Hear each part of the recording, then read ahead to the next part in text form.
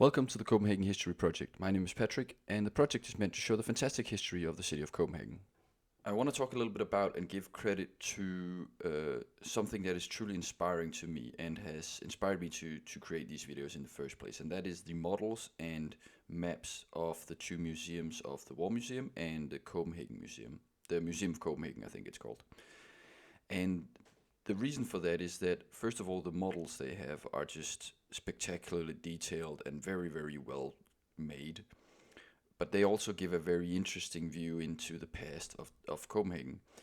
And the maps are just beautiful, and they are also based on very old maps. So some of them that they do have in the Museum of Copenhagen are now recreated, and you could say they are maybe styled up a little bit to look a little bit more modern, but they are based on old maps of Copenhagen, and they are truly beautiful as well. The reason I like and really enjoy these, both the models and the maps, is because they are both really very good at showcasing the development of Copenhagen, how Copenhagen was so very different if you go way back, that it's actually astonishing when you are standing in Copenhagen, some places, just exactly how much the landscape changed, but also how much the city changed.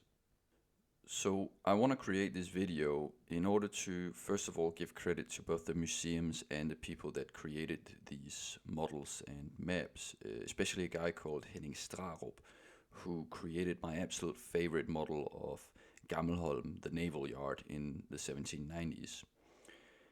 But I also want to create this video in order to explain the connectivity and the history between these models and maps, and how you could say their development of Copenhagen looks like, both through the maps and the models. Because obviously when you are trying to give visitors in a museum both an overview but also a narrative, then it's also limited how much you can go into detail. And these two museums being two different separate museums under the National Museum, I believe, both of them, they will obviously not be able to tell their own story through the medium of the other museum. So here I have the ability to show a little bit of both.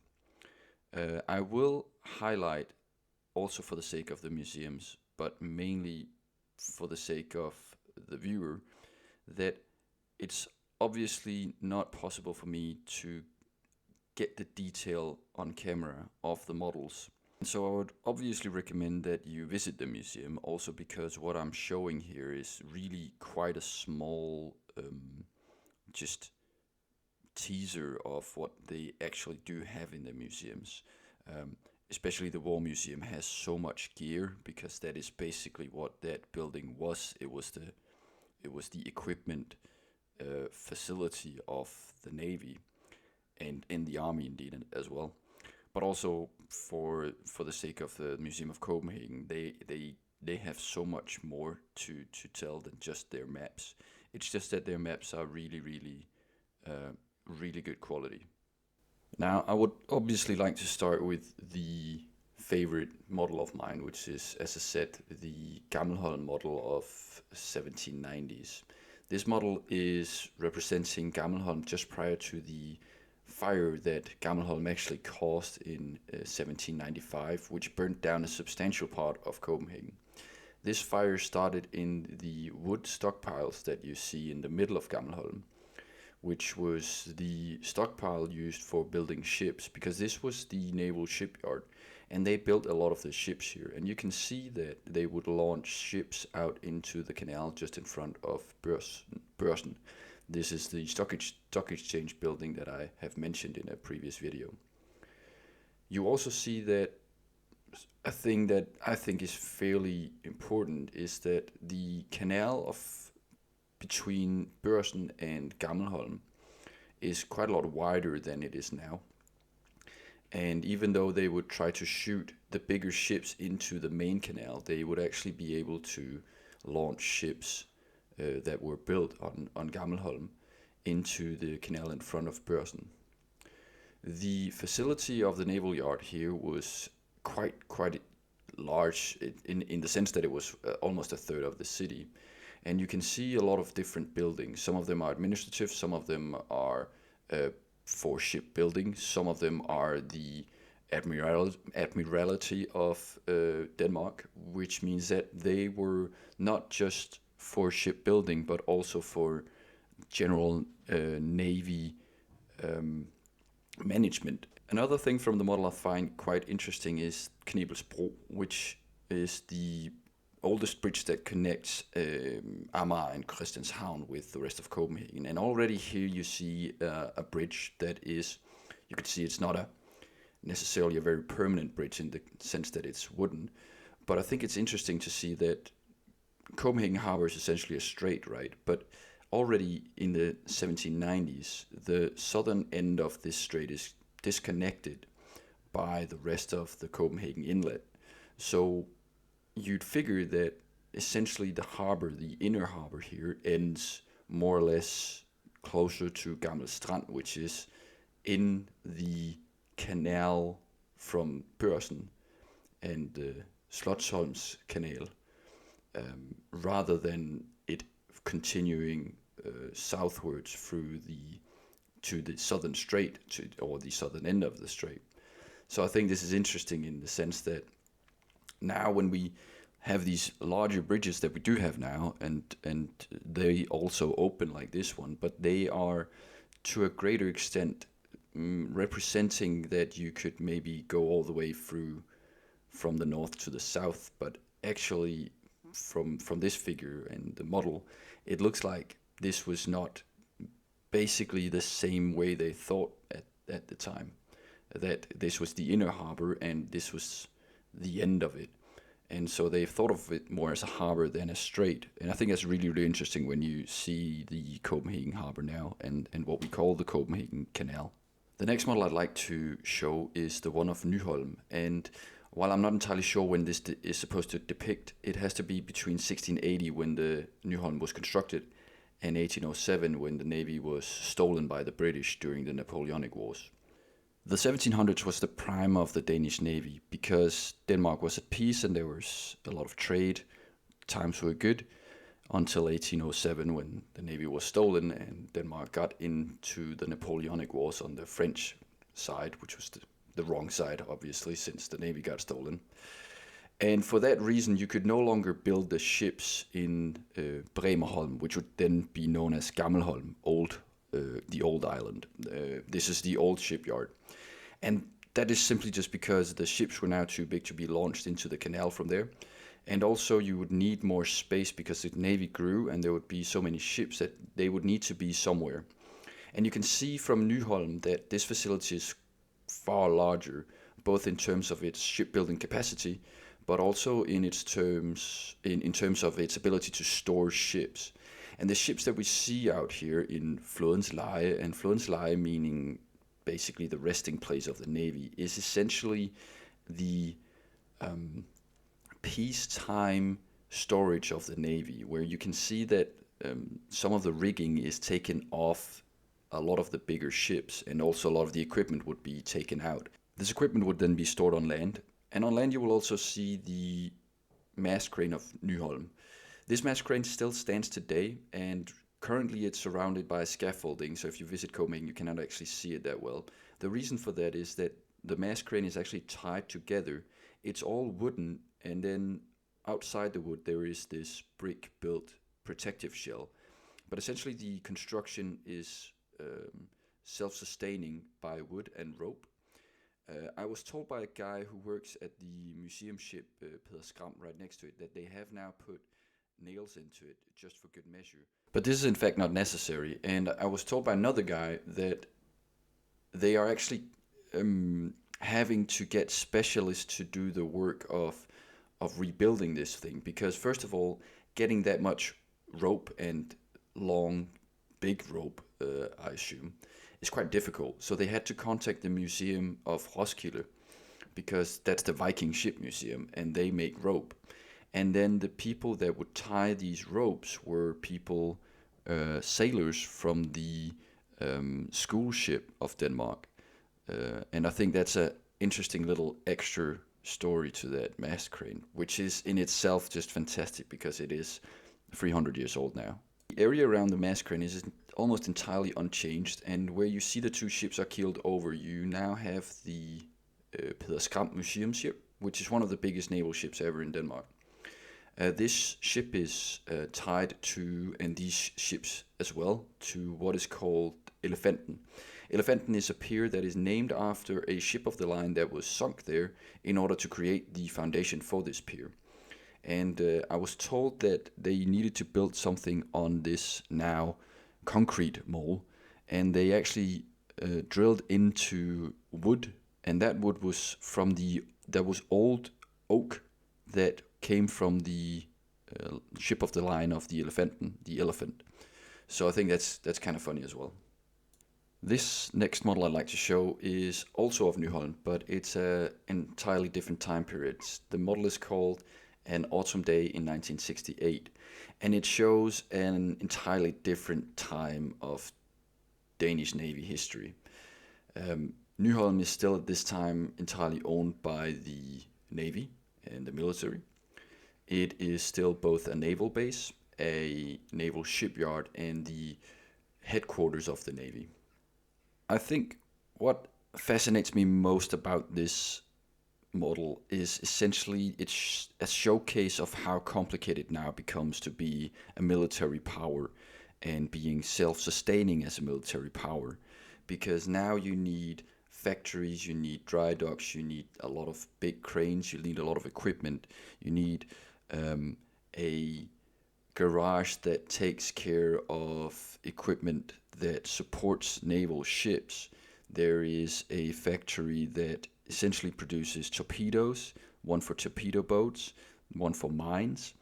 You have so many different types of equipment now at this naval base, and you have sports areas at the barracks for the people that work there and live there. You have everything from old buildings that are also museums during the time of this model itself in 1968. You have buildings that are very old and still serve the same purpose as they did 200 years earlier. And then you have these, as I say, new buildings, torpedo boat shipyards.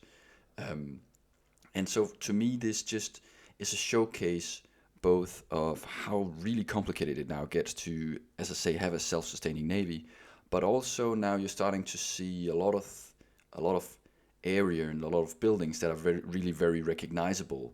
If we take a look at this area, for example, where we see the Dannebro in the middle in the background, this is a royal yard, and it's of course still in service now for the royal family, but the island itself is also where we built the opera house that was given by Mærsk Mc-Kinney Møller, the owner of the Mærsk company, the biggest shipping company in the world and the biggest company in Denmark.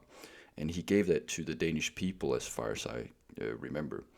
And that was built on this old part of the shipyard right next to the cranes and the dry dock. And the cranes and the dry dock are still there and preservable, so they will probably stay there.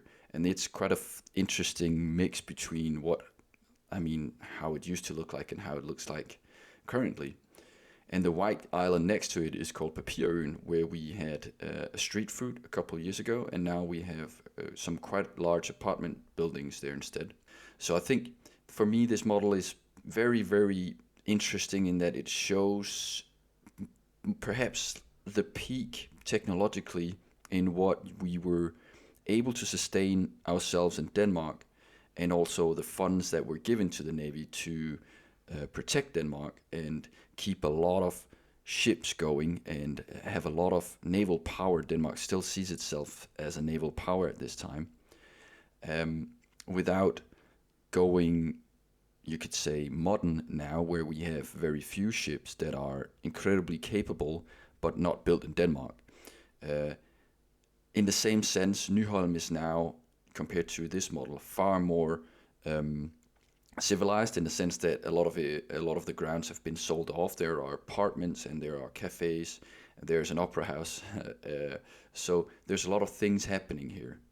Now, this model here is the complete opposite direction. This is where it all started, and there's a reason I show this now after I show the 1968 model, and that is because this is the original war harbor of Christian IV.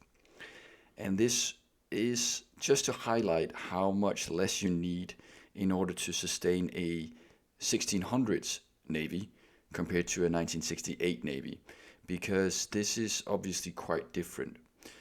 For its time, this is actually quite advanced, and the war harbor was created because Christian IV apparently came home from Venice and decided that we also needed this in Denmark. The idea behind a war harbor is that you can essentially both protect and equip your navy. So a little bit the same idea as you have in Nyholm, but this is just 100 and 150 years older. This harbor was 4 meters deep, and as I said, the idea is that you can also equip the navy from here. So you would have everything from guns to provisions to gunpowder, and there's even a brewery. This is the large building outside of the main complex. And Tøjhusmuseet, the War Museum, is actually on the building to the left. That is the entire War Museum. And this is apparently the largest arched roof or ceiling on the ground floor. I guess it's an arcade. The reason for that is that that's where you used to house the guns for the ships. And obviously, the idea behind this as a war museum now is that a lot of those guns are still there. And in the courtyard, you can see between the ship and the building, we now have a tank and a couple of extra guns for good measure. Now, this place is completely different today, but you can still see the remains of the war harbor, and I think that's really brilliant. So apparently, this was actually water until as late as the 1850s, and then because there was no use for it, they decided to create a garden there instead. And this is now the library garden. And you can still see quite clearly that this is the same place when you look at it, especially because the walls are still there. The now garden grounds is just basically covered up water and covered up harbor.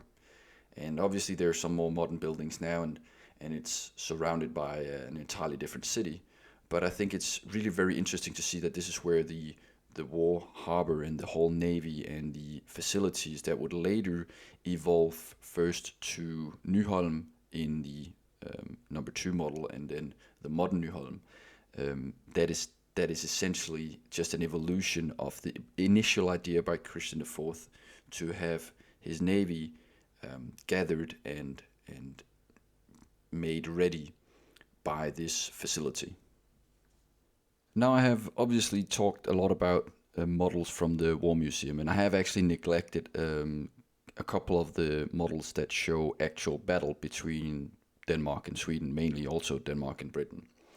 But I also said I would talk a little bit about some of the maps that are also really very good. And the first map I'd show is this map. This map shows the initial settlement around Copenhagen from far before it was actually a town or a city.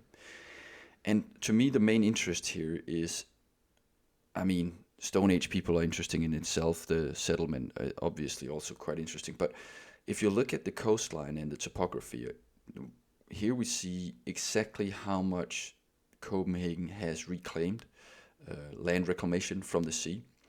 And a lot of this is because of the sandbanks. And if we look at the next map, you will see that the sandbanks were the foundation of the Bishop Absalon's first castle here. And also what is now Gammelholm or Bremerholm, the initial naval shipyard that we looked at. And so you will actually see in one of these maps that there is a castle and then there is a shipyard already before there's almost anything else in the medieval city. So the medieval city was quite close to Slotsholmen with Christiansborg, the castle, and then the shipyard. And then you can see that everything obviously grew from there. I think this is really quite interesting because Danish people today have the conception that Copenhagen, everything within the lakes, was the original Copenhagen, and then there was the newer Copenhagen, Copenhagen K or Copenhagen Center, is everything that is within the lakes. And there's like this understanding that everything within the lakes was the original Copenhagen. But it's quite clear when we look at the old maps that not only was Copenhagen only a very small part of what is now Copenhagen city center, but also the Navy had quite a lot of that area, and the Navy was also instrumental in growing the area that would in the future become Copenhagen city center. And you can say that there's two elements in that: the expansion of the fortress of Copenhagen, which was absolutely fundamental in order for the city to grow, because you couldn't build the city outside of the fortress, because then you couldn't protect the inner city. So you have this sort of paradox, right? Because you need a big city to fund a big navy, but you need a lot of area within the city to sustain that navy. And so expansion is the sort of a rational choice, but then you have more ground that you need to protect. So it's all quite complex, you could say, right? But at least at some point, Christian IV came to the conclusion that you needed to expand the city from its old medieval area. And while the fortress of that area was no longer medieval, but actually modern, they still decided to expand the city. And the map I'd like to show of this is not a map that is shown in the Museum of Copenhagen itself. And the reason for that is that the lighting in the Museum of Copenhagen is a little bit dimmed, also to show these maps, and it gives a really good atmosphere. But it's also a little bit difficult to take good photos of it. So the photos I have of this is not really very good. But I'd highly recommend that you go see these maps, because they're a little bit more interesting than the one I have to show you here. But essentially what this shows you is that they planned for a city called Sankt Anne. And this is a term, Sankt Anne. This is a saint that is streets are named and squares are named after this person. But I think a modern day Copenhagen citizen would not really realize what the plan and the project was here.